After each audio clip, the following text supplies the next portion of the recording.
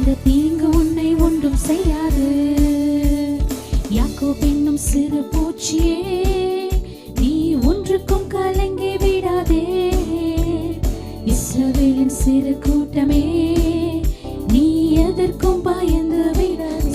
சொல்லுமா, யாக்கோபு என்னும் சிறு பூச்சியே, நீ ஒன்றுக்கும் கலங்கி விடாதே. இஸ்ரவேலின் சிறு கூட்டமே, நீ எதற்கும் பயந்து விடாதே. அழைத்தவர் கைவிடுவாரோ, தெரிந்தவர் விட்டுவிடுவாரோ?